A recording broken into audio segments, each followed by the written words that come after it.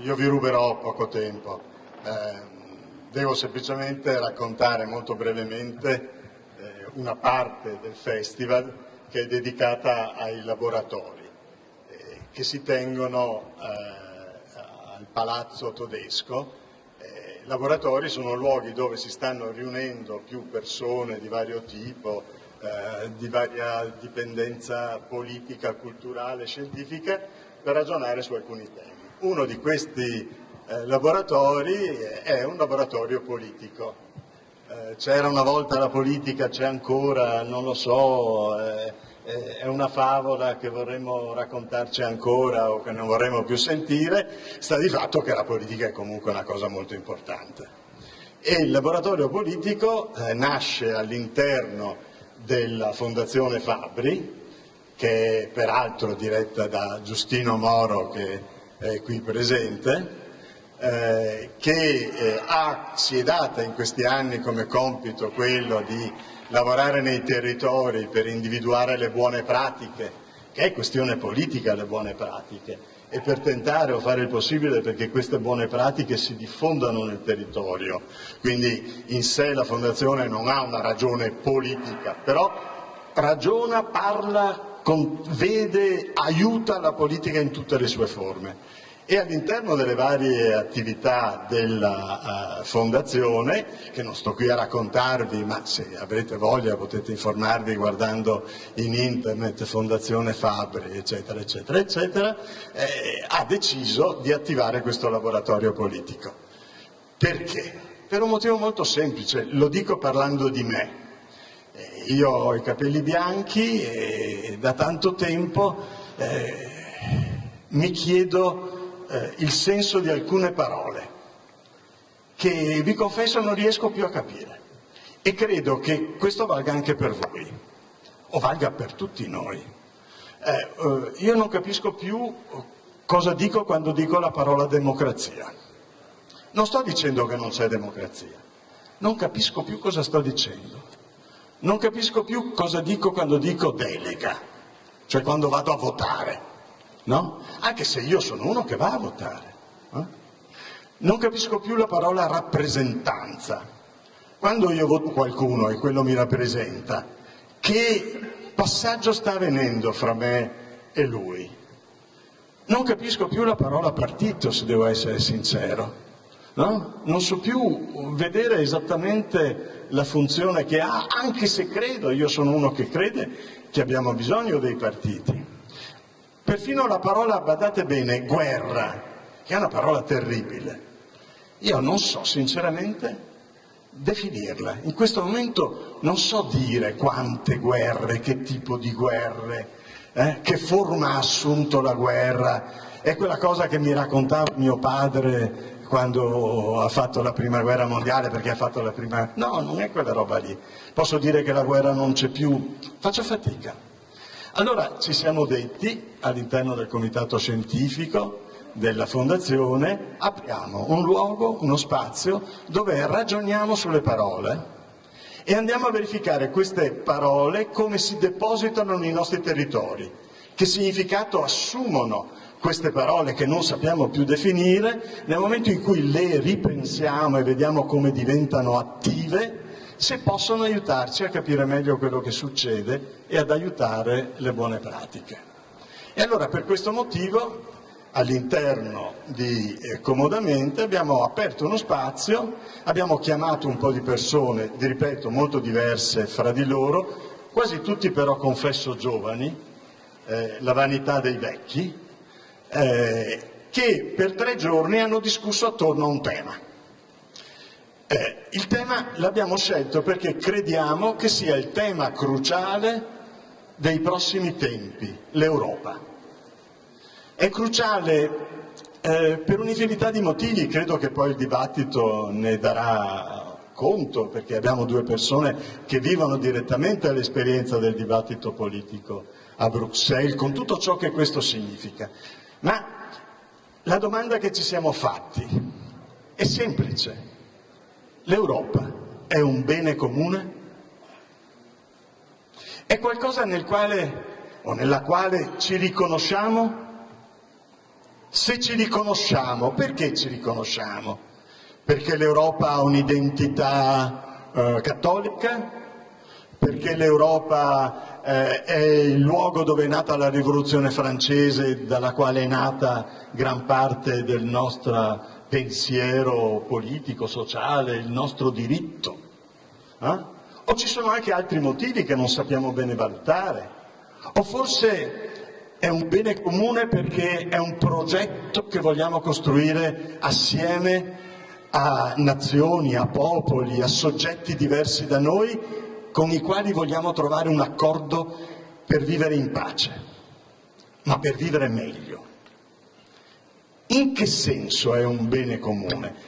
È una domanda semplice, ma badate, in 3 giorni, io che sono stato assieme a Luca Taddio, il coordinatore, mi sono trovato dei giuristi, dei politologi, dei filosofi, che mi hanno spiegato cose fantastiche. Mi sono, confesso, emozionato.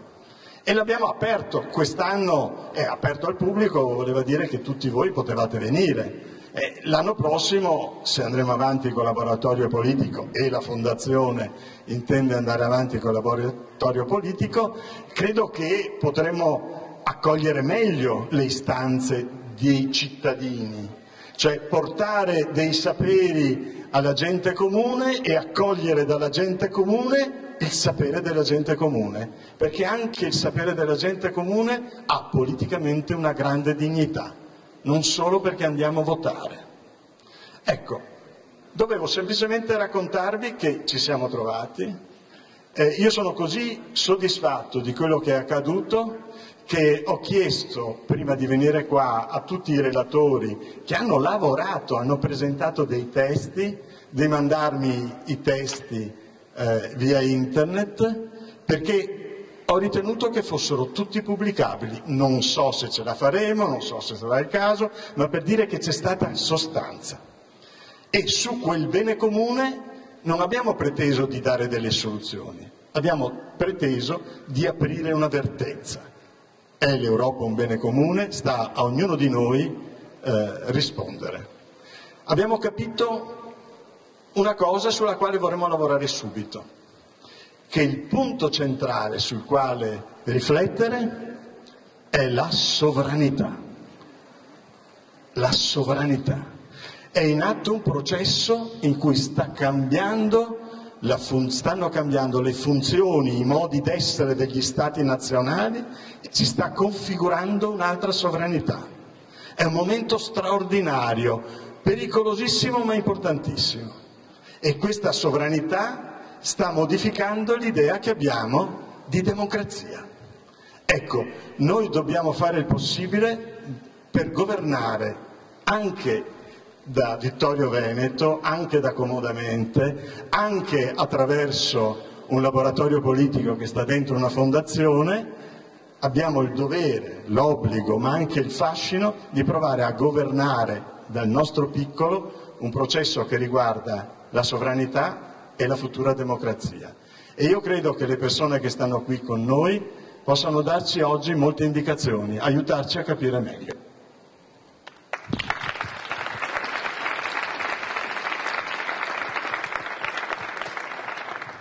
Eccoci, allora, Scottà, io mi ricordo come si chiama lui, anche se lui non sente come mi chiamo io, ma ha già presentato gli altri nostri ospiti, l'onorevole Serracchiani e il senatore Castro.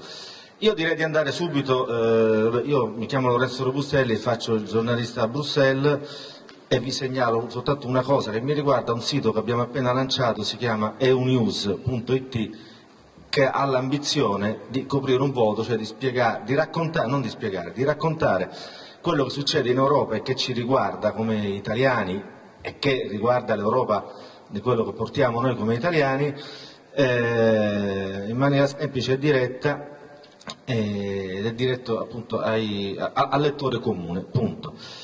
Vorrei andare subito perché gli stimoli che sono stati forniti sono stati molti: sovranità, rappresentanza.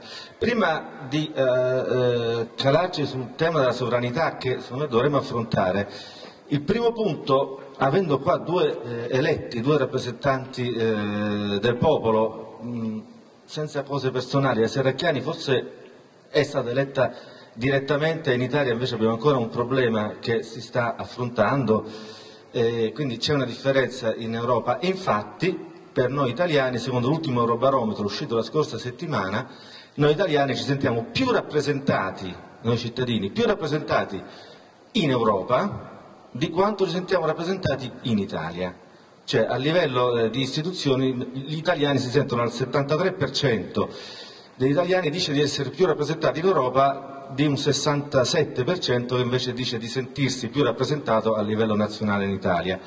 E questo direi che è un grande cambiamento, cioè è nonostante questa situazione di crisi che abbia un po' allontanato noi italiani da questo grande affetto che avevamo per l'Europa. Noi eravamo tra i popoli più europeisti, referendum, sondaggi davano sempre gli italiani sopra l'80% come sostegno all'Unione Europea.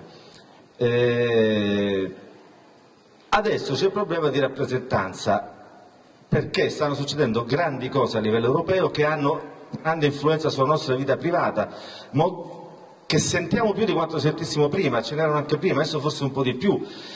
Con la crisi nell'ultimo anno l'Unione Europea è entrata più nelle nostre case, nelle nostre famiglie, nel nostro lavoro. Questa è una cosa che si può fare se c'è una rappresentanza. Io questo volevo chiedere ai nostri due parlamentari. In Europa il cittadino ha voce? È rappresentato? Cominciamo con l'onorevole Serracchiani in quanto una signora. Buonasera a tutti. Sicuramente è rappresentato nell'istituzione, nell'organo che viene eletto direttamente dai cittadini europei, che è il Parlamento europeo in cui siedo anch'io. Tutte le altre istituzioni sono istituzioni di secondo livello, cioè non vengono direttamente eletti dalla Commissione europea, il Presidente della Commissione europea, piuttosto che il Presidente Van Rompuy dell'Unione Europea. Nessuno di loro è eletto in forma diretta. Su questo si sta aprendo anche un dibattito, in realtà c'è da tanto tempo, però sta effettivamente adesso avendo un'accelerazione improvvisa, anche perché come si ricordava prima c'è effettivamente un'accelerazione improvvisa sull'Europa. E in questo dibattito si inizia a pensare che forse anche le altre istituzioni europee in qualche modo dovrebbero avere un'elezione diretta, cioè la possibilità ad esempio per i cittadini europei di eleggere direttamente il Presidente dell'Unione Europea, quello che adesso è il signor Van Rompuy. O addirittura qualcuno propone di poter in qualche modo arrivare ad un'elezione più o meno diretta anche del Presidente della Commissione europea, che è in sostanza l'organo esecutivo, diciamo quello che per gli italiani è il governo. Sono delle proposte, io però farei un passo indietro e parlando anche di rappresentanza, di elezione diretta, di chi rappresenta cosa, chiederei prima di tutto a voi, a me, a noi stessi, se abbiamo mai accettato ancora quella che è la sfida culturale che c'è dietro l'Europa, perché non basta eleggere una persona, mandarla lì e pensare che ci rappresenti. Bisogna cercare di capire anche se nel fare questo gesto abbiamo accettato a monte che ci sia un luogo che si chiama Europa, in cui siamo rappresentati, dove vengono prese delle scelte importanti e dove, se vogliamo, fino a poco tempo fa eravamo piuttosto assenti. Non lo dico solo fisicamente, non sto parlando soltanto diciamo così, dei cattivi esempi del passato per quanto riguarda anche i parlamentari europei. Mi riferisco al fatto che ricordava anche Robustelli, che forse ci è voluta, lo dico anche provocatoriamente, una crisi economica e finanziaria di questa portata per farci capire che esiste l'Europa e che in qualche modo bisogna affrontare il tema europeo, anche capire che tipo di Europa vogliamo, perché fino a poco tempo fa l'Europa era qualcosa di molto fumoso, insomma. Io osservo che in questo senso siamo ormai troppo abituati a pensare che le cose che esistono sono quelle che passano in televisione, e siccome l'Europa prima della crisi economica e finanziaria non era un tema particolarmente caldo che potesse passare in televisione, pensate ai telegiornali, pensate ai quotidiani nazionali, insomma si arrivava a parlare d'Europa intorno alla 14ª, 15ª pagina, e solo per alcune notizie a volte di gossip più che di sostanza. Non c'è stata la cultura anche in Italia di importare l'Europa e di riuscire ad essere di fatto, come siamo, paese fondatore dell'Europa.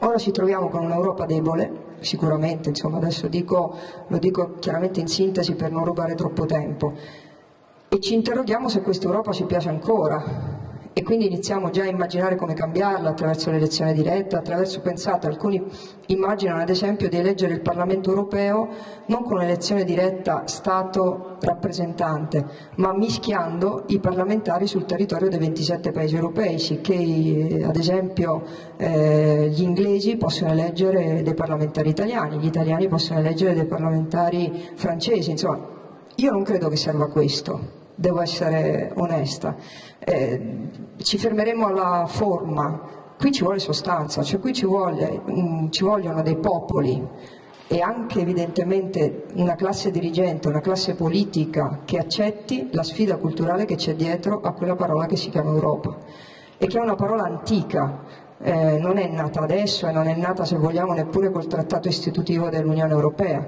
Pensate che padre Matteo Ricci, quando nel 400 si recò in Cina, ed è in questo momento anzi l'unico europeo che c'è tra i grandi del mondo ricordato in Cina, questa persona, quando parlando, ovviamente non fisicamente perché non poteva vederlo, ma quando per corrispondenza parlava con l'imperatore cinese gli domandava da dove veniva e lui rispondeva Europa. Per dire che esiste già fisicamente il luogo, forse non siamo ancora riusciti a costruirlo culturalmente e politicamente e a dargli quell'importanza che deve avere, perché finalmente si senta un bene comune. Sul bene comune puoi aggiungere qualcosa, ma ripeto, non voglio fare risposte troppo lunghe. Grazie.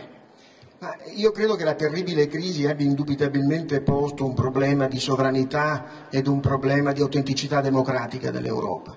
Di sovranità perché il grande compromesso che aveva negli anni 50 consentito alle due diverse idee di Europa che si erano misurate dal punto di vista teorico, perché certamente l'Europa dei grandi padri del popolarismo europeo, gli Adenauer, i De Gasperi, gli Schuman, era diversa dall'Europa illuminista di Ventotene e di Spinelli.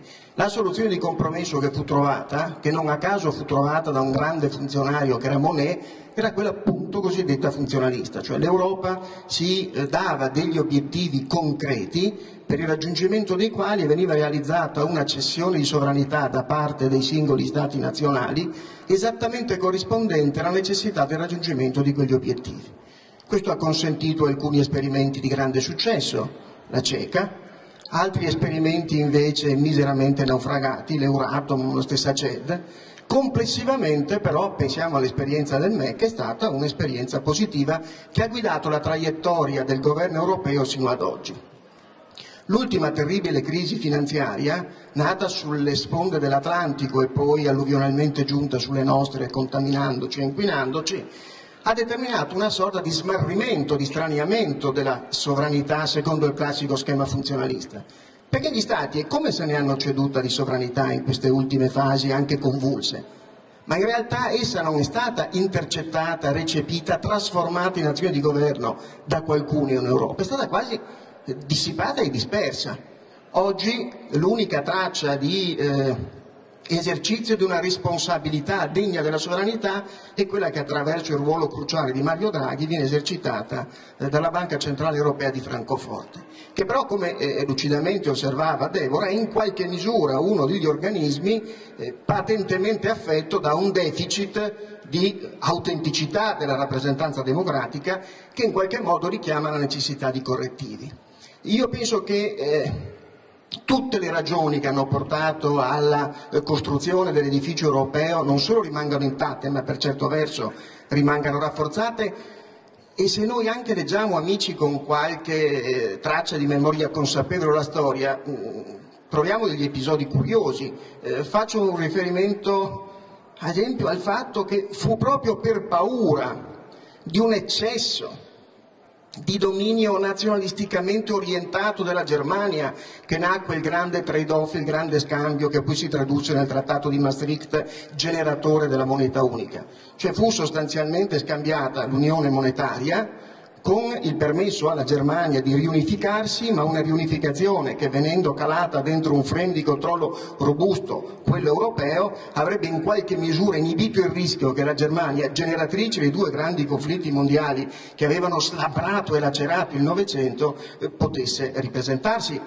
Credo che oggi, quando anche si colgono accenti così vigorosamente, persino impropriamente antitedeschi, dobbiamo ricordarci che l'Unione, nella sua versione più avanzata, l'Unione monetaria, è stata in qualche modo vissuta come un antidoto rispetto al rischio di un nuovo espansionismo tedesco.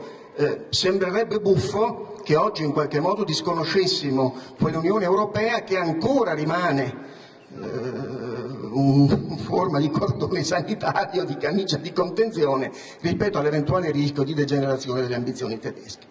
È chiaro che oggi però dobbiamo ritrovare questo percorso democratico. Faccio un esempio: è certamente vero che il Parlamento europeo gode del beneficio della rappresentanza attraverso l'elezione diretta, ma il problema è che oggi c'è uno scollamento tra il Parlamento europeo e i Parlamenti nazionali, quindi un tema, ad esempio personalmente sono persuaso della congruità della proposta dell'ex ministro tedesco degli esteri Joschka Fischer quando propone una Camera alta che in qualche modo, miscelando le rappresentanze, possa consentire un raccordo più autentico.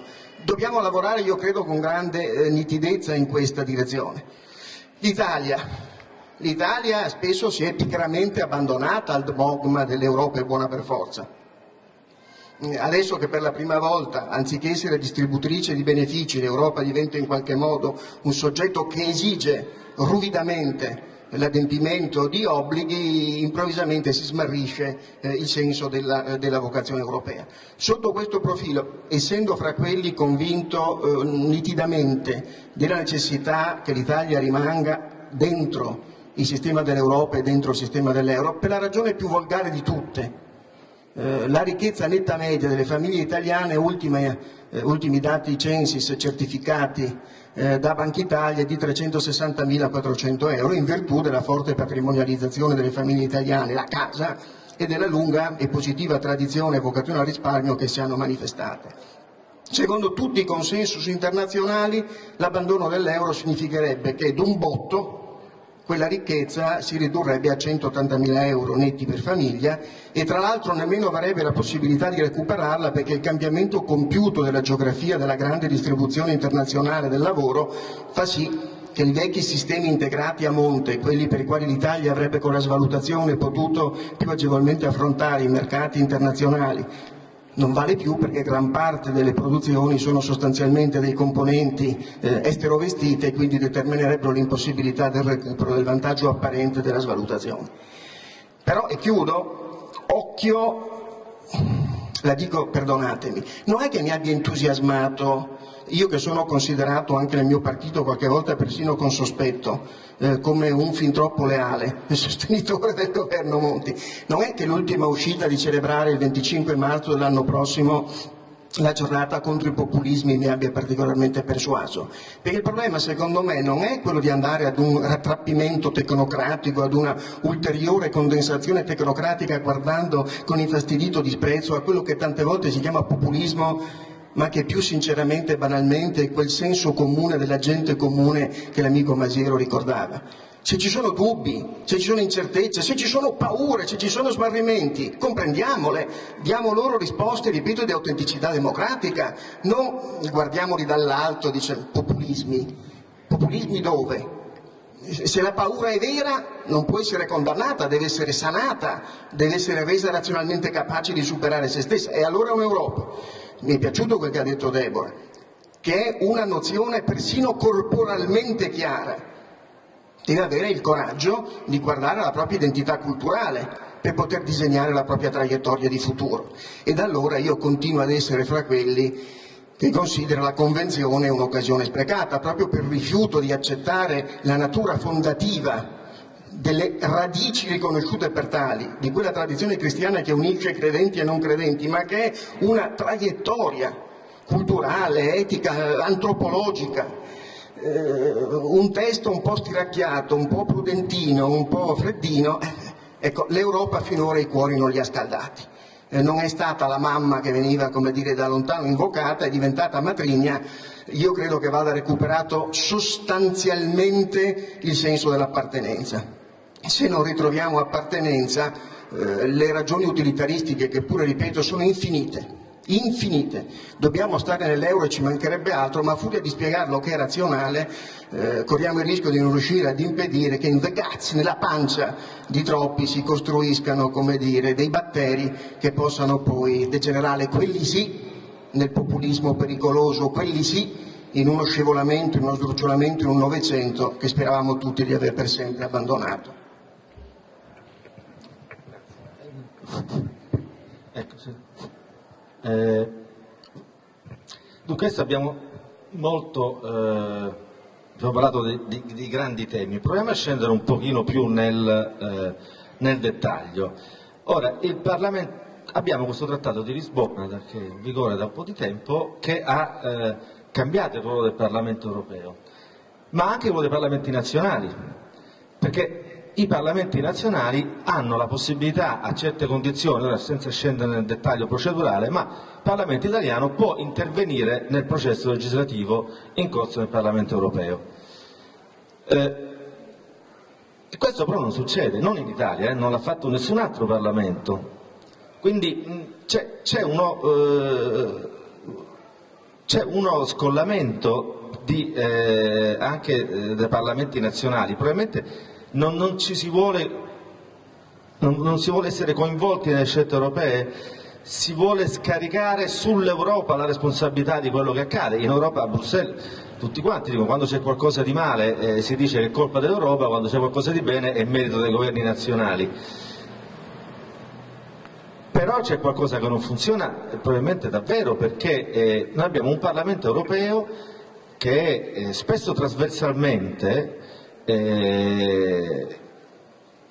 trova l'intesa su adesso dico una banalità che però è semplice per tutti, gli Eurobond. Il Parlamento europeo c'è una condivisione larghissima, da destra, a sinistra, centro, e spesso il Parlamento europeo è su posizioni diverse rispetto alla Commissione europea. Adesso molto bello è quello che è successo in Commissione economica l'altro giorno, è stata bloccata la nomina di un membro del board, cioè del Consiglio di amministrazione della BCE, in quanto maschio. Cioè si è detto, qui l'Europa sta combattendo per le pari opportunità, il board della BCE sono tutti maschi, ci sono 2 posti liberi, ci state nominando altri 2 maschi. Ora in Europa siamo 80 milioni, un paio di donne che ne sanno di economia si trovano volendole cercare, no? E quindi questa e quello lì è stato nominato per accordo dei governi, per accordo con l'appoggio della Commissione, e il Parlamento ha detto no, adesso poi probabilmente questo qui passerà, ma il prossimo, che arriva fra un paio di mesi, se c'è un altro che va a scadenza, sarà a questo punto quasi certamente una donna.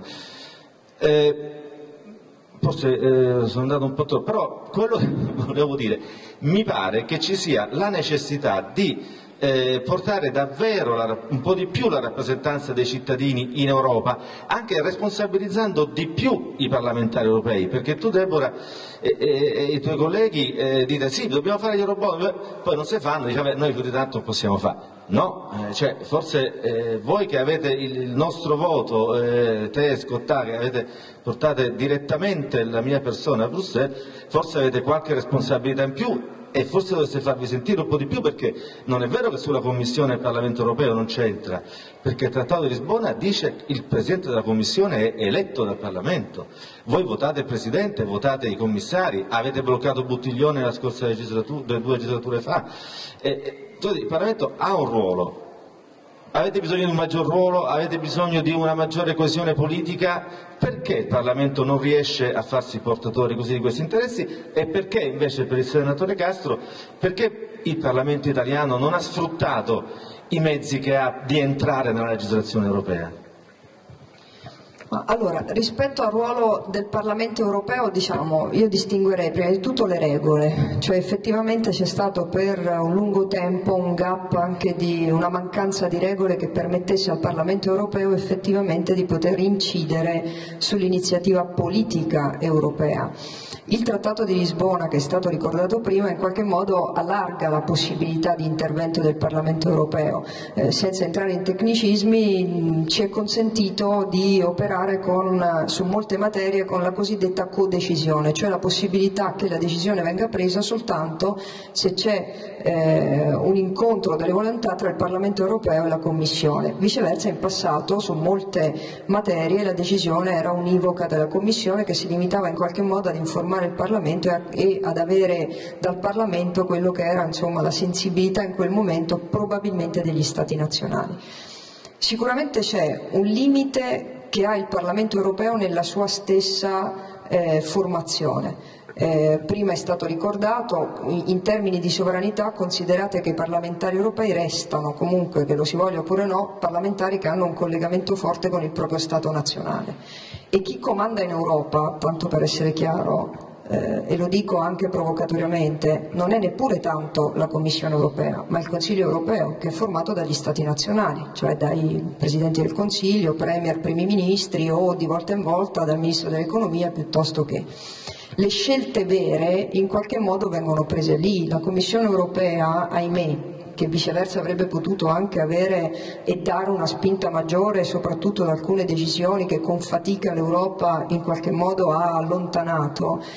La Commissione europea è stata, ahimè, una comparsa più che una protagonista in questo periodo dell'iniziativa politica che va verso la formazione politica dell'Europa.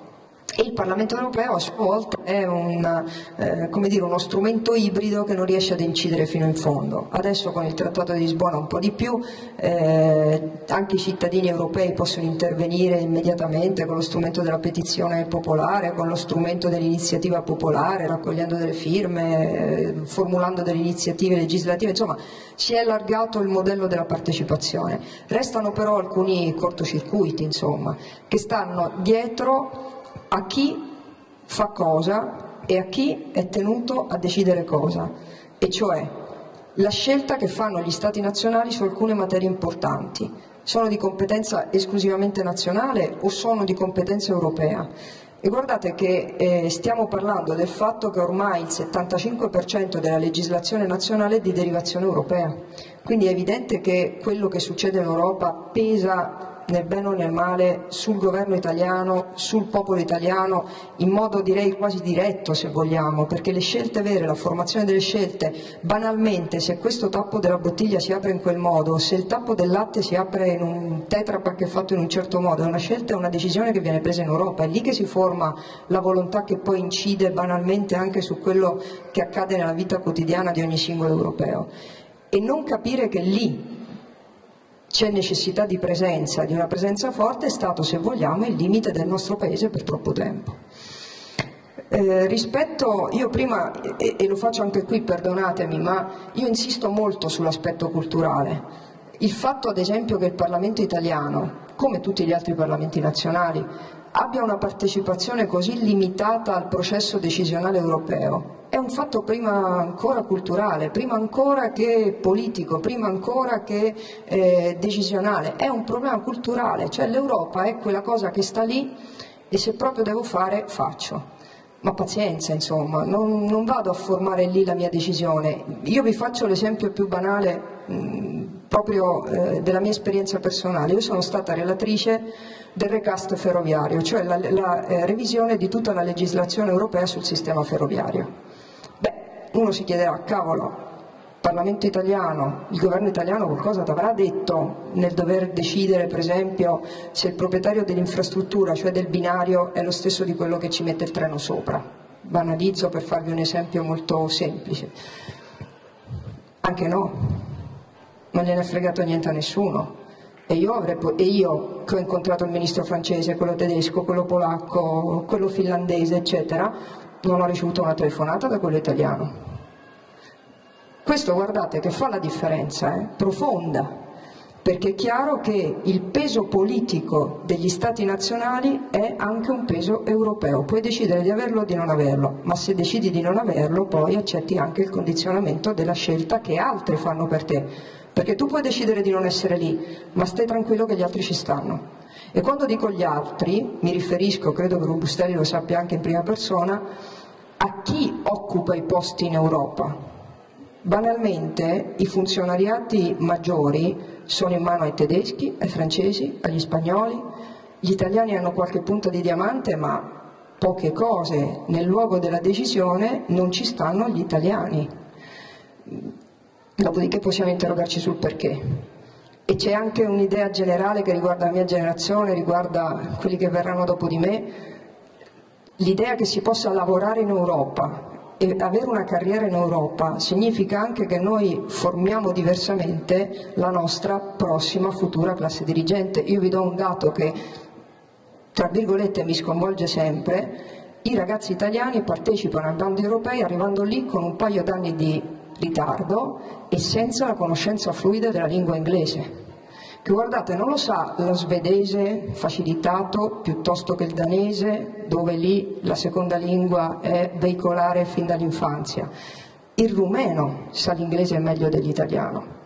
Questo significa anche mettere in condizione il Paese di non avere la sufficiente competitività.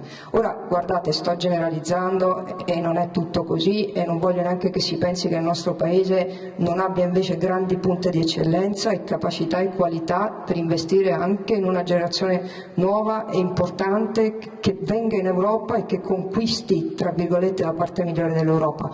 Però interroghiamoci sul perché ogni tanto sembriamo guardare con troppa distanza a quello che succede lì e non pensiamo che invece sia importante davvero esserci fisicamente, culturalmente e tutto il resto.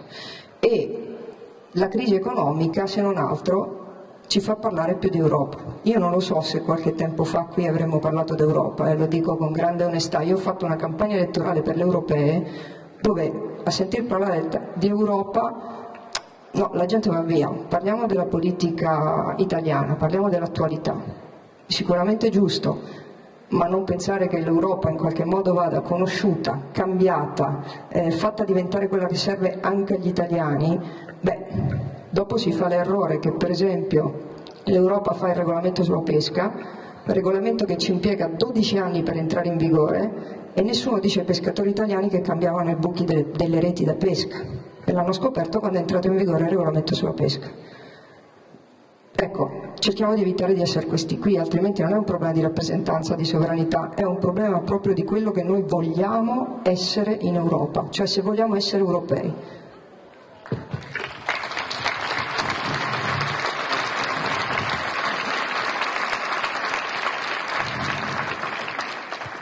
E riprendo l'ultima battuta di Deborah per ricordare come quello che prima chiamavo l'impigrito dogma europeo tipico dell'esperienza italiana abbia generato un atteggiamento di sciatteria e di trascuratezza da parte del nostro Paese nei confronti delle opportunità offerte dall'Europa. E non vale mica solo per la politica, e vedo tanti amici che operano nelle organizzazioni sindacali e in quelle datoriali, mi rispondano sinceramente se nella Confederazione Europea dei Sindacati piuttosto che nella Confindustria Europea vengano mandati i funzionari più intelligentemente aggressivi, i talenti più dispiegati, o se invece non sia in qualche modo una specie di sinecura che serve a accompagnare gli ultimi anni di carriera. E questa vocazione, tra l'altro, a rendere sempre domestico il dibattito, anche quello europeo, pensate alle leggi comunitarie, dovrebbero essere le leggi nelle quali vengano recepite nel nostro ordinamento le direttive emanate dall'Europa. In Italia non solo è terribilmente indietro, tanto da meritarsi una caterva di procedimenti di infrazione su questo versante, ma se prendete l'ultima comunitaria, quella che è oggi in discussione proprio al Senato, se voi andate a leggere sui giornali troverete solo 2 argomenti ampiamente riferiti, che sono argomenti esclusivamente domestici, rispetto ai quali si tenta di fare una forzatura sul veicolo della legge comunitaria per infilargli dentro questi argomenti. Su un versante la responsabilità civile dei magistrati e sull'altro versante il cambiamento della direttiva europea in versione domestica funzionale ad un tasso più alto di protezione degli animali. Sono 2 argomenti dove la traslazione puntuale e fedele e rigorosa del dato europeo sarebbe semplicissima, per ragioni di arena competitiva nazionale si tentano delle forzature. Devo dire che il Parlamento italiano negli ultimi tempi sta esercitando le sue funzioni ascendenti e discendenti con più cura. I risultati, il Senato tra l'altro è il record europeo in termini di qualità di questo esercizio, la Camera molto meno, non a caso i deputati ritengono rispetto ai barboggi senatori di essere loro al centro della politica e quindi in qualche modo l'Europa diventa in serie B. Ma credo che l'unico risultato vero sia stato ottenere il cambiamento della normativa europea sulla tracciabilità dei componenti dei prodotti periceliaci. Tema assolutamente pregiato per la sua alta densità umanitaria, ma come dire non centrale. Dove invece noi siamo stati gravati di una terribile responsabilità sono i recepimenti di tutte quelle iniziative che oggi sono al centro del dibattito pubblico internazionale. Noi, battendo ogni record, nonostante una norma costituzionale che renda particolarmente complessa la modifica della Costituzione stessa, abbiamo approvato a tempo di record l'obbligo costituzionalmente recepito del pareggio di bilancio, il famoso nuovo articolo 81. È stata fatta una discussione vera o abbiamo semplicemente dovuto impiegare ogni energia politica per mantenere la scadenza che l'agenda europea ci imponeva per effetto della straordinaria gracilità della nostra presenza all'interno della crisi, cioè nell'antinomia tra la weberiana etica della responsabilità e l'etica della convinzione? Quante volte abbiamo privilegiato l'etica della responsabilità? Sempre. C'è un limite nel quale esercitare sempre solo il dovere della responsabilità non ti fa tradire l'altro dovere, quello che prima abbiamo intitolato l'autenticità della rappresentanza democratica. Pensate al Fiscal Compact, che l'Italia ha puntualmente recepito e adesso siamo tutti ansiosamente in attesa della sentenza di Karlsruhe del 12 settembre. Certo, noi abbiamo dovuto fare in maniera accelerata il nostro dovere perché siamo il paese che in Europa ha il debito pubblico più squinternato, che ha una condizione di fragilità finanziaria più esplicitamente aggredibile dai mercati, ma sta giungendo il momento nel quale dobbiamo riconciliare il dovere dell'obbedienza all'etica della responsabilità con il dovere di rappresentare compiutamente gli interessi nazionali, cioè gli interessi di quel popolo fatto anche di gente comune che prima evocavamo. È certamente vero che le materie stanno espandendosi in prospettiva europea. Vi faccio brevemente solo l'esempio della riforma del mercato del lavoro, nella quale ho avuto l'avventura di essere insieme con l'amico Tiziano Treu relatore. Vi dico solo un episodio, è stato reso noto da altri, quindi dopo l'approvazione da parte del Senato Europa faceva una pressione terribile su questa riforma, perché riteneva che se l'Italia avesse per davvero su un territorio come quello del lavoro, dove tradizionalmente le forze politiche si erano aspramente contese il campo, su una materia che era tanto divisiva da essere stata eletta dal terrorismo come l'argomento sul quale costruire oscenamente la propria capacità di attrazione di consensi, unico paese europeo ad avere un terrorismo endemico.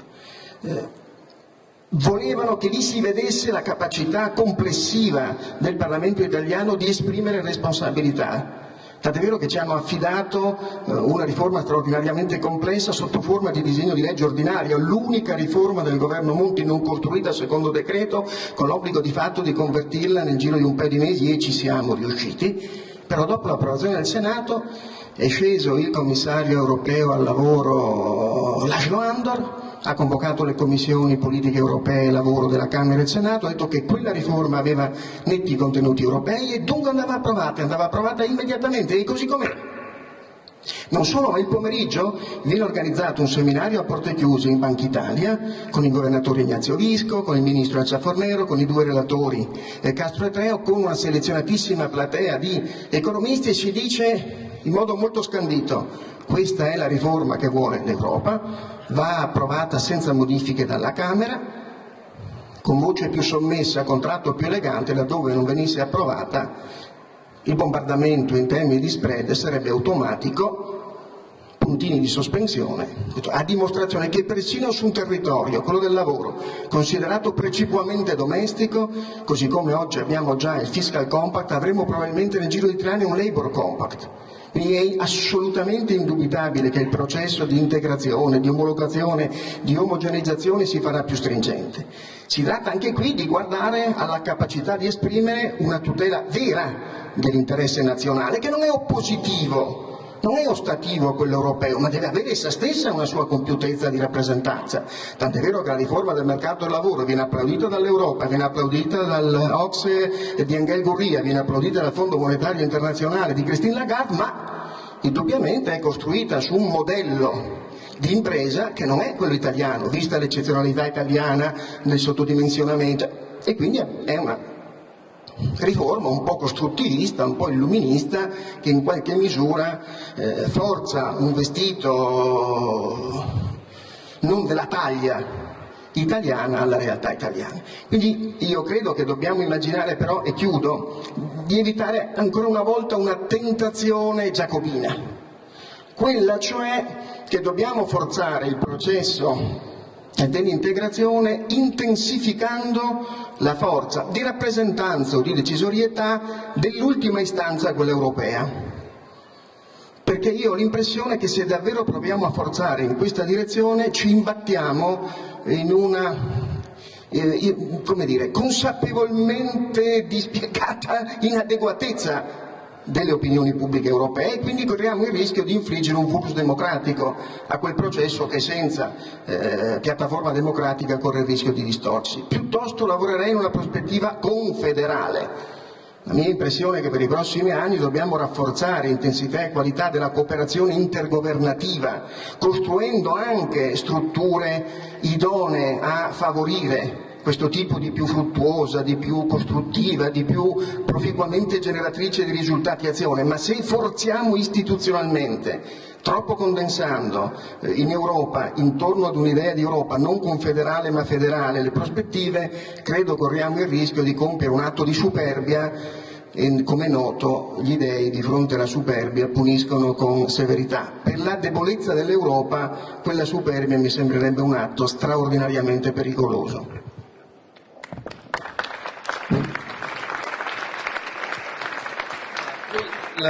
La domanda me l'ero già segnata, ma il senatore Castro me l'ha servita su un piatto d'argento.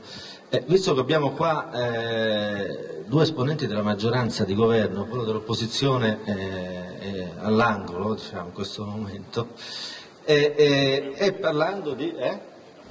non è una metafora, parlando appunto di sovranità d'Europa, io vorrei sapere... siccome il tempo sta andando un po' in avanti, vi farò due domande insieme in realtà. Il governo Monti, quanto ci è stato imposto, però voglio sentirlo dire, quanto ci è stato imposto da Merkel, Sarkozy o da chi, e quanto l'abbiamo scelto noi italiani? E l'altra domanda è: quanto starete ancora insieme? Poco. No, questo lo dico sommessamente. No. Diciamo così, anche qua, credo che diversi hanno acceso un cero a Sant'Antonio quando l'Italia in qualche modo ha iniziato ad essere guidata da Monti, perché sì, è vero, anzi molte delle cose che ha detto il senatore Castro sono assolutamente condivisibili, però io vorrei ricordare chi eravamo e cosa abbiamo fatto o non fatto, insomma. Adesso ci lamentiamo perché l'Europa ci chiede di fare delle riforme. Porca miseria, per fortuna erano 20 anni che non riuscivamo a far nulla in questo paese, quindi forse a me dispiace che sia l'Europa che mi chiede di fare le cose, però se questo mi costringe a farle, ahimè, mando giù questa medicina amara e me la tengo però stretta per un po'. Io poi penso che evidentemente alcune delle riforme, per quanto costrette dall'Europa, avrebbero potuto essere fatte meglio. Anche perché il problema italiano è che abbiamo cambiato il governo ma il Parlamento è quello di prima, e quindi non è che l'operazione Monti in qualche modo ha potuto probabilmente arrivare anche vicino a quelle aspettative che in qualche modo, e lo dico in modo assolutamente trasversale, non sto facendo considerazioni politiche. Dico però che obiettivamente noi eravamo arrivati ad un certo punto per cui il cortocircuito era sotto gli occhi di tutti, e non sto parlando soltanto dello spread volato a oltre 500 eccetera, perché non credo che sia quello il punto vero. Il punto vero è che questo era un paese in balia di enormi personalismi, con una difficoltà altrettanto enorme di fare le cose, con un orizzonte talmente stretto che il timore di tutti è che se fosse saltata l'Italia in quel momento molto probabilmente tante di quelle cose che sono state fatte non avrebbero avuto l'accelerazione positiva, ma probabilmente soltanto un'accelerazione negativa nello spingerci ancora di più nel baratro. Quella è stata una scelta obbligata, imposta dall'Europa? Probabilmente sì. Io ricordo però che c'è un altro signore che siede alla Presidenza della Repubblica, che molto ha aiutato in questo processo l'Italia a tirarsi fuori da un guado pericolosissimo nel quale era. E io, guardate, lo dico da sempre, lo ribadisco, va ringraziata quella persona, perché credo davvero che in un momento difficile per il Paese sia l'unico che ha tenuto una visione forte di Paese da tenere insieme. Poi possiamo dire ci piace, non ci piace, è andato oltre quello che sono i compiti istituzionali, non lo so. Io dico però che in quel momento lì è stato fondamentale che ci fosse un asse forte tra la Presidenza della Repubblica Italiana, tra l'Europa, quella che credeva ancora nell'Europa, e perché no alcune forze politiche che evidentemente hanno scelto con grande responsabilità. Lo dico anche del mio partito, che aveva tutto l'interesse ad andare a votare, se ha fatto una scelta diversa perché ha ritenuto responsabilmente che in quel momento non ci fossero alternative. E ricordo anche che Monti ha fatto riconquistare una credibilità internazionale al Paese in pochi mesi, che non era per nulla scontata e che in qualche modo ha rafforzato anche la posizione italiana, perché noi avremmo potuto fare tutte le riforme del mondo, ma senza la credibilità della nostra, diciamo, azione politica, della nostra classe politica, di chi ci rappresenta, di chi ci mette la faccia dietro a quelle riforme, senza quella credibilità noi non saremmo stati il Paese sicuramente sotto osservazione europea, sicuramente, come dire, un'osservazione anche preoccupata, ma siamo stati quelli che poi alla fine hanno creduto di più nella capacità di fare riforme, hanno creduto di più nell'Europa, e siamo quelli che in qualche modo l'Europa l'ha tenuta in piedi, anche grazie ad un altro italiano straordinariamente importante in questo momento nei processi europei, che si chiama Mario Draghi. Perché guardate che le dinamiche europee, che possono così ad una prima vista sembrare ferme, immobili, con questi 1000 incontri del Consiglio europeo che alla fine non portano a nulla, in realtà c'è una dinamica fortissima che va avanti. Considerate che questo signore in un mese e mezzo, 2, ha portato i paesi europei 26 su 27 a dire di sì ad una scelta straordinaria come quella dell'accesso al fondo, allo scudo antispread, eccetera. Permetti, come paesi 27 su 27, perché abbiamo un presidente di banca centrale. Come paesi 27 su 27, hai ragione, è il presidente della banca centrale, della Bundesbank tedesca, che ha votato no, ma considerate che fino a un mese e mezzo, 2, c'era anche il finlandese, c'era anche l'olandese, c'era anche il danese, che erano piuttosto critici sull'opportunità di aprire così la banca centrale europea. Insomma, credo che sia stato fatto un lavoro straordinario di grande credibilità, a cui il governo Monti ha contribuito in modo assolutamente importante.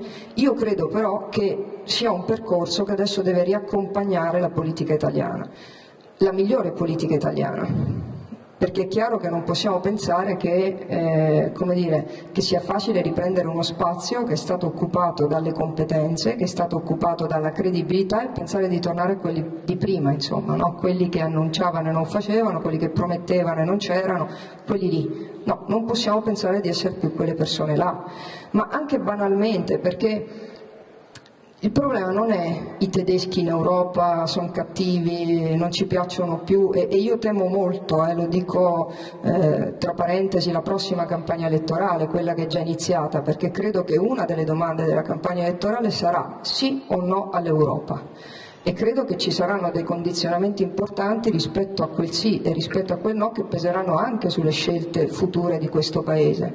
Credo che la responsabilità andrà adesso ricercata e trovata con forza da parte di tutti, a prescindere, ripeto, dal nostro colore politico, perché credo che sarà questo il momento della verità.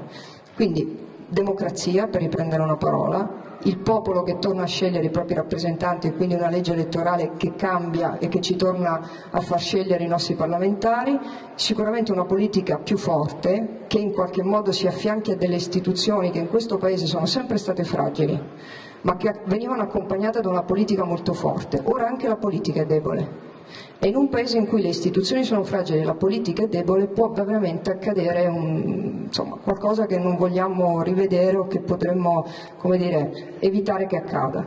Penso che la responsabilità dei partiti sarà questa, quindi non solo aver tenuto in piedi il governo Monti in questo periodo e portarlo naturalmente a completare un percorso anche con altre scelte importanti che andranno fatte, ma sarà un momento di grande responsabilità la campagna elettorale e quello che sarà poi il risultato di quella campagna elettorale. Lì si sarà davvero, come dire, la verità per questo Paese, lì capiremo se siamo veramente in grado di riconquistare il futuro per questo Paese, lì capiremo davvero se torneremo ad essere o continueremo ad essere credibili anche per l'Europa e se torneremo a conquistare quel pezzo d'Europa che ci permetterà di cambiarla. Perché non è mica tutta bella l'Europa che abbiamo visto finora, È un'Europa che ha concentrato grandi attenzioni sui mercati e sulle banche e molto poca attenzione sui popoli e sulle esigenze delle persone e dei cittadini europei. La scelta di non salvare un anno e mezzo fa la Grecia ha portato all'umiliazione del popolo greco e ha portato anche a un costo per l'Europa pari al doppio di quello che sarebbe stato il salvataggio allora. Insomma, quelle scelte lì non devono esserci più.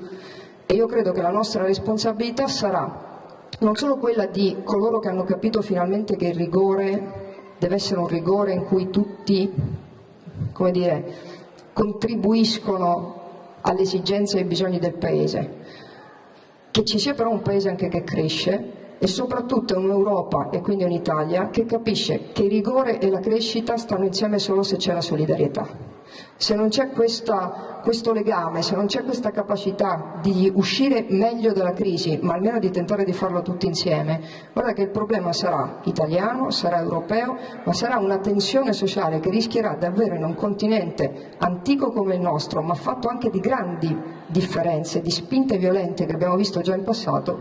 Io penso che insomma quello non dovrà essere il nostro futuro. In questo ho fiducia in una classe dirigente che spero abbia imparato la lezione e che magari, questo non c'entra niente ma la butto lì perché permettetemi di farlo, faccia partecipare a questa costruzione anche quelle categorie di minoranza che in genere si chiamano donne giovani, che in questo Paese non hanno mai spazio, che finalmente dovranno invece conquistarselo.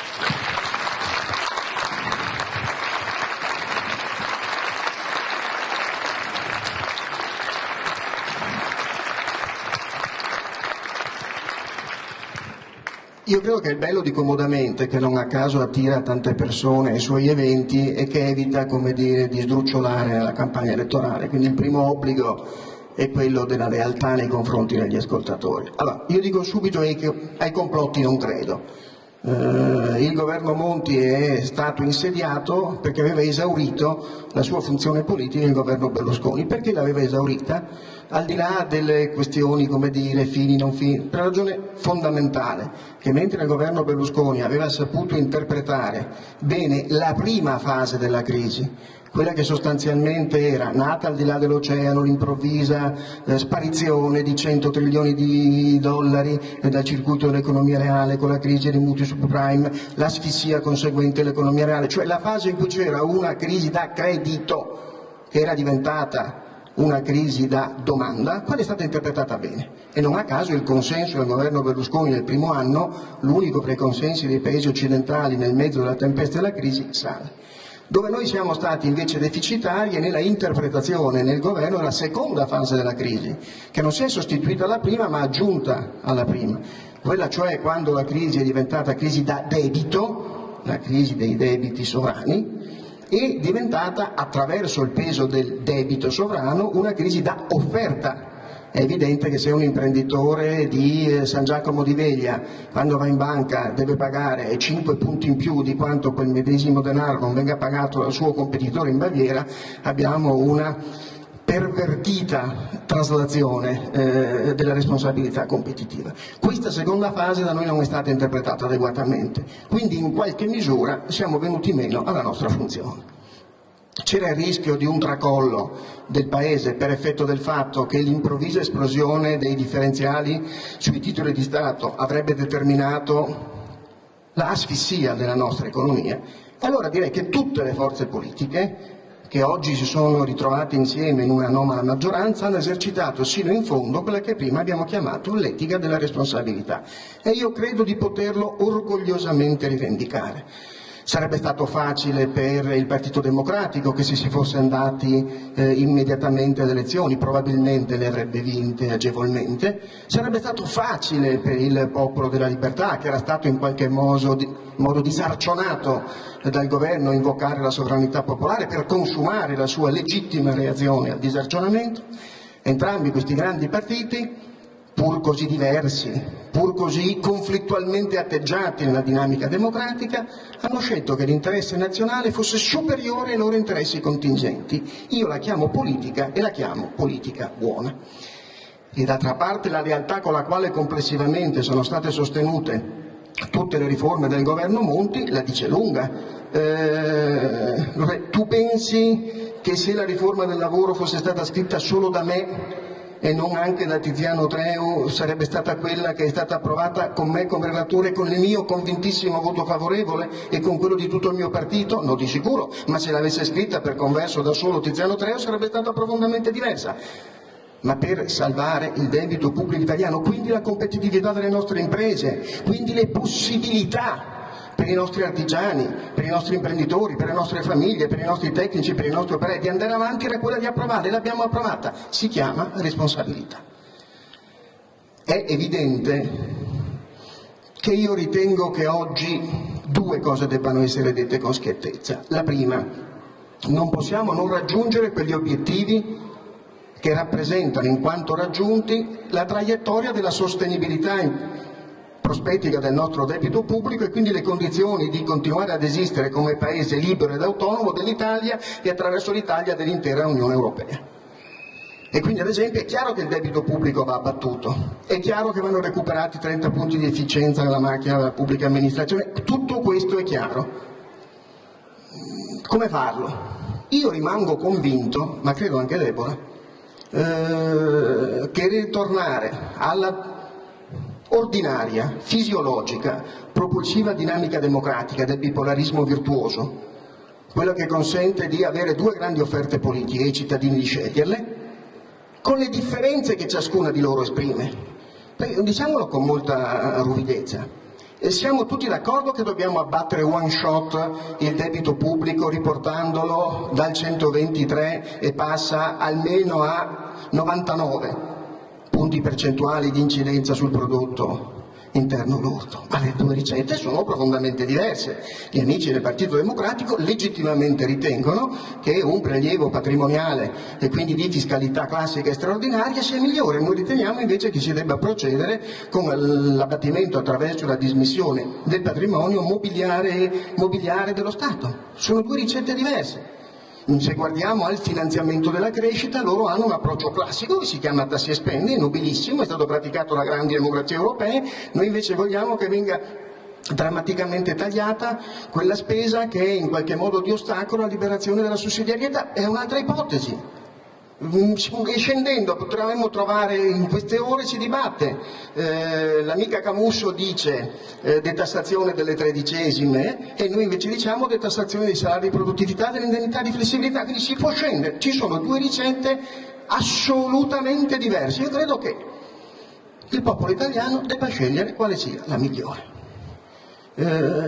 Cosa succederebbe nell'ipotesi nella quale il risultato elettorale determinasse l'assenza di un partito di riferimento come vettore di una coalizione armonicamente costruita intorno al vincitore?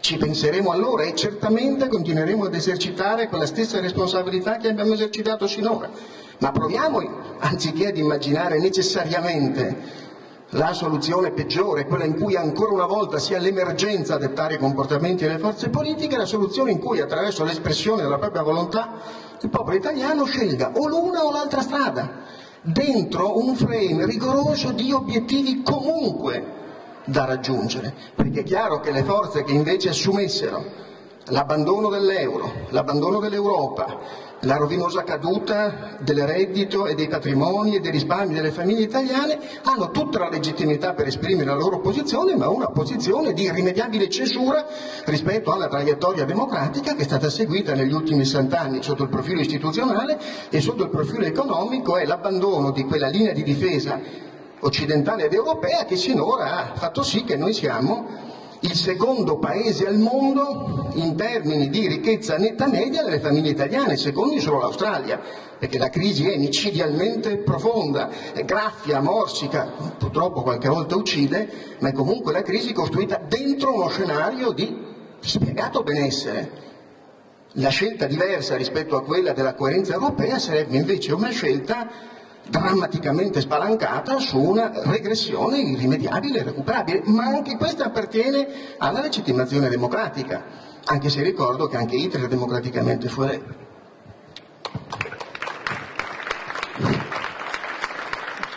Dopo aver però fatto il conto, dopo aver parlato per 55 minuti di Europa, siamo arrivati a parlare d'Italia e di elezioni. A questo punto, per i tempi, dobbiamo arrivare alla chiusura. Io ho una domanda, io sto a Bruxelles, quindi queste cose non le so bene. La prima domanda diversa che vi faccio all'onorevole Serracchiani, la domanda è Renzi, e al senatore Castro la domanda è Berlusconi? Qual è peggiore?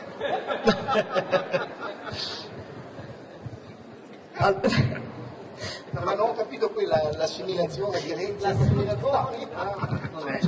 L'assimilazione c'è perché... Sì, perché a volte tornano. È che a volte tornano, quindi. Ma insomma, io su Matteo Renzi veramente credo che siamo entrati nel tunnel del pur di non parlare delle cose serie, parliamo di tutto, insomma, no? Perché è normale, in questo paese si fa un po' così, abbiamo una memoria un po' corta, tipo quella del pesce rosso che gira intorno alla palla, no? Siccome ho un secondo e mezzo di memoria, gli italiani a volte possono, no? Ma stavo parlando di Berlusconi. Allora, mi concentro su Renzi. Perdonate la battuta.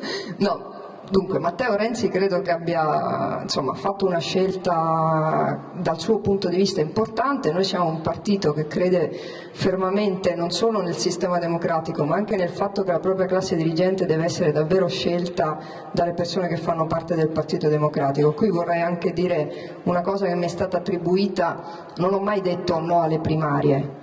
Ho detto viceversa, perché io tra l'altro, guardate, farei le primarie anche per scegliere l'amministratore del mio condominio, quindi sono veramente aperta a questo.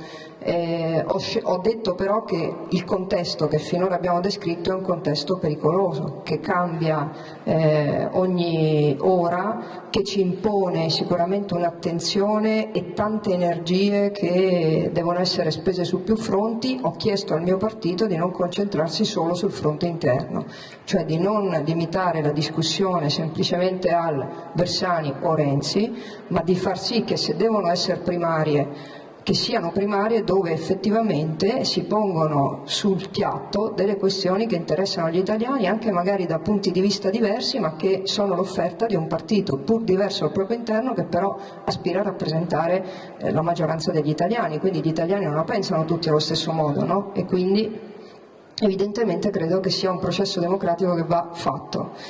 Ecco, quello che mi preoccupa è che il tunnel che invece abbiamo preso sia quello soltanto sul nome, no? Capita troppo spesso in questo Paese, Tizio o Caio, senza soffermarsi su quella che è la proposta, su quelle che sono le iniziative, insomma su tutta quell'elaborazione che sta intorno alla scelta di chi in qualche modo, di colui o di colei a cui affidare un pezzo delle sorti di questo Paese. Quindi, come dire, io penso che Matteo Renzi farà la sua partita dentro il Partito Democratico e che spetterà a tanti di decidere insomma da che parte stare in quel senso, però ecco, il mio appello resta solo quello, quindi non mi fermo sull'uno o l'altro, insomma mi soffermo sul fatto che queste primarie devono essere lo strumento democratico non solo per scegliere il leader che ci deve rappresentare, ma deve essere lo strumento davvero del confronto. Può essere quello il luogo dove in qualche modo riusciamo davvero a confrontarci e affrontare dei nodi importanti, anche per esempio quello della famosa agenda, no? Del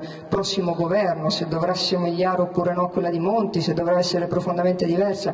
Io credo che sia davvero superficiale soffermarsi anche qui all'agenda di Monti, ma che noi dobbiamo capire davvero questo Paese che esigenze ha. Il senatore Castro prima ha parlato, no, della riforma del mercato del lavoro. Noi arriviamo a riformare il mercato del lavoro nel 2012 in piena crisi economica e finanziaria. Siccome, lo leggo qua, la Fondazione Fabbri per le buone pratiche, l'Europa funziona perché ha in sé le best practices, cioè gli Stati devono in qualche modo scambiarsi le pratiche migliori, insomma chi fa meglio presta questa buona azione agli altri e gli altri in qualche modo la copiano. Allora, siccome io credo che quando non si hanno buone idee bisogna essere bravi a copiare quelle degli altri. A scuola funzionava, penso che possa funzionare per esempio anche in un contesto europeo. Quello che gli italiani devono imparare, quello che la classe politica e dirigente di questo paese deve insegnare è proprio la lettura preventiva delle cose che stanno per arrivare a capitare, e smetterla con una politica che pensi solo al consenso immediato e che quindi non fa mai le scelte di lungo respiro, perché sia mai che il nastro lo tagli quello che viene dopo di me. Allora, la buona pratica europea, questo Parlamento in cui siedo sta facendo le cose dal 2018 in poi, perché chi veniva prima di me le ha già fatte. Impariamo a fare questo, no? Per la prossima politica, per la politica di domani. Cerchiamo di fare le scelte che cambiano. Prima citavo la Germania perché? Perché la Germania ha fatto la riforma del mercato del lavoro nel 2000, quando era in difficoltà, ma quando la crisi economica e finanziaria che stiamo affrontando era profondamente lontana. L'ha fatta un governo socialdemocratico e Schröder ci ha perso le elezioni perché ha fatto la riforma del mercato del lavoro, ma forse ha tenuto in piedi una Germania più forte che adesso infatti in Europa detta le regole. Quindi così lo spunto finale qui accomodamente, se posso, e senza dire che sono maestrina con la penna rossa, che me lo dicono sempre, ma l'appello veramente, tutti insieme, in uno sforzo collettivo, cambiamo la testa degli italiani, la nostra, accettiamo quella sfida culturale straordinaria che c'è nell'Europa, guardiamo lontano, credo che lo dobbiamo a chi viene dopo di noi.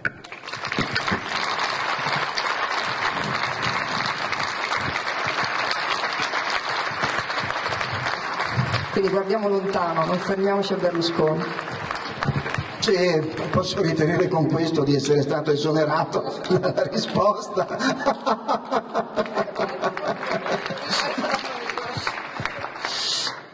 E invece rispondo. Chi non ha ancora risposto alla domanda che gli viene rivolto se si candiderà o meno alle prossime elezioni politiche invece è proprio Silvio Berlusconi. Io credo che politicamente egli deciderà di candidarsi ancora una volta alla guida del Popolo della Libertà se lo scenario sarà quello che determinò le condizioni della sua scelta di far politica nel 1993. Se cioè lo scenario politico andasse evolvendo verso un posizionamento del centrosinistra in chiave marcatamente leftist, qual è quello che sta in qualche misura prendendo corpo nelle ultime settimane? Perché il mio amico Bersani sta in qualche misura vedendo sempre più progressivamente spostato l'asse del suo posizionamento progettuale programmatico. Se persino i giovani turchi, i Fassina, gli Orfini, lo stesso Orlando stanno in qualche modo facendo scelte sempre più dissonanti rispetto all'agenda Monti e sempre più in chiave di recupero di una paleoidentità semi-antagonista, e oltretutto questo profilo venisse ulteriormente fatto sdrucciolare in questa direzione da un'alleanza strutturata con Sel di Vendola a marcare questa vocazione leftist, io credo che il rischio che si correrebbe, come si corse nel 1993, sia quello in qualche modo di togliere compiutezza di rappresentanza ad una constituency, ad un blocco sociale, chiamiamolo moderato, chiamiamolo conservatore, chiamiamolo quello che in qualche modo ha messo insieme le culture politiche dei personalisti cattolici, dei socialisti patriottici e riformisti, della destra sociale nazionale, del liberalismo ben temperato, in quel blocco che oggi possiamo astrattamente chiamare Popolo della Libertà. Se in qualche modo l'idea che dovesse apparire discendente dallo scenario politico fosse quella di una cancellazione, come di un'oscura e torbida parentesi dei 18 anni in cui i moderati hanno trovato una loro rappresentanza in questa forma, io sono convinto che Silvio Berlusconi tornerà in campo. Se invece si assisterà ad una possibilità di nuova miscelazione, di nuova rappresentanza di centrodestra ristrutturato, anche con l'arrivo di persone nuove a incarnare la mitografia tradizionale di quel blocco, io sono convinto che Silvio Berlusconi potrà anche rinunziare alla candidatura. Credo che i giochi si compiranno ad ottobre e ad ottobre sapremo se Silvio Berlusconi sceglierà una linea identitaria di ricompattamento di quel blocco nel nome della difesa anche dell'orgoglio con il quale è stata attraversata da quel medesimo blocco la storia italiana, o se invece sia necessario favorire, facendosi da parte, un processo di ricomposizione, di nuova aggregazione, di nuovo profilo nell'orizzonte del futuro. Certo è che la sintesi rimane sempre la tradizione fonte della modernizzazione. Se prevale il momento difensivo, e cioè la tradizione, si candida Berlusconi; se prevale il profilo riformatore, e cioè la modernizzazione, probabilmente il candidato sarà un altro, con molto realismo, con molta saggezza e in fondo anche con molta responsabilità.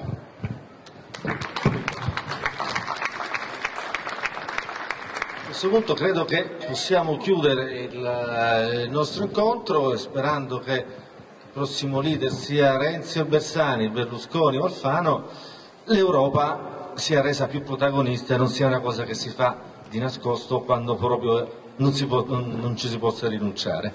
Grazie a tutti i nostri ospiti, buonasera.